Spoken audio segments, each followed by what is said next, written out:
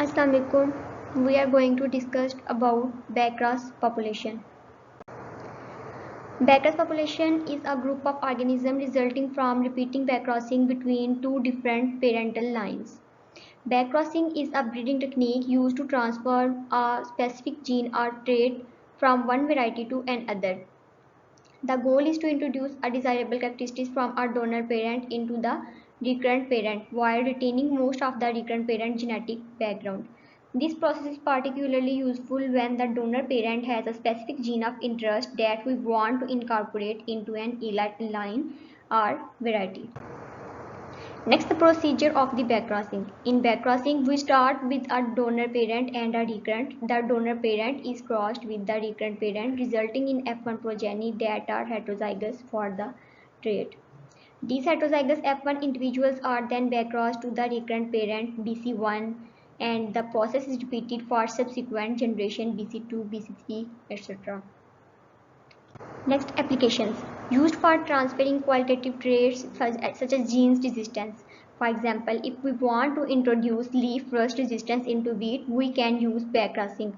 The resistant gene is moved from one variety to a susceptible variety through repeated backcrossing.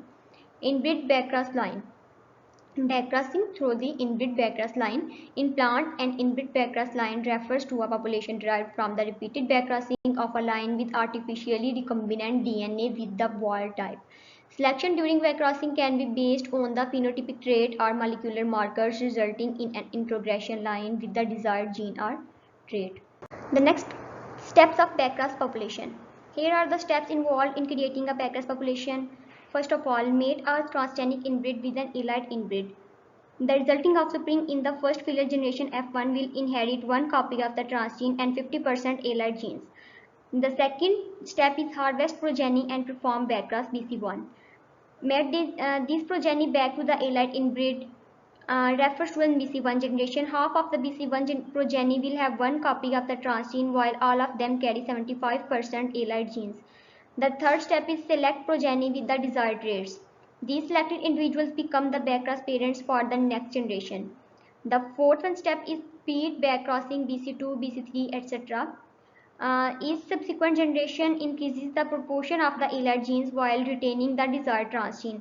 The goal is to achieve a population with nearly 99% elite genes but still carrying the desired traits. The next step is fix the desired traits. The final step is to self-pollinate the backcrossed individual BC4 or later to fix the desired trait. The resulting population will have the desired trait while maintaining the genetic background of the elite inbreed. The last one step is testing and stabilization. Test the backcross population for stability and performance under different environmental conditions. If successful, the population can be released as a new cultivar as used for future inbreeding. The next slide is efficiency of the backcrossing. Crossing is more efficient than direct transformation procedure for introducing transgenes. Transformation limitation, elite lines, control variation, qualitative trait. Elite lines, high yielding varieties are often suitable for direct transformation. The next one is control variation. Breeders have significant control over genetic variation in the segregation population during backcrossing. Qualitative trait, backcrossing effective for transferring qualitative traits such as disease resistance. The next is advantages of backcrossing. The advantage of backcrossing is recovery of elite genotype. In this, the recurrent parent is an elite genotype. The end result of the backcrossing program is the recovery of an elite genotype. Essential, no new recombination occur, preserving the elite combination. Next, the disadvantages of backcrossing. The advantages of backcrossings are poor performance for quantitative traits, restricted for recessive traits, unwanted traits from non-recurrent parents, align genes in void crosses, and time-consuming process. Many backcrosses are required to produce a new cultivar, which can take several years. And at last, we conclude the topic that backcross population allow breeders to transfer specific genes or traits from one parent to another, improving elite lines while maintaining desirable characteristics.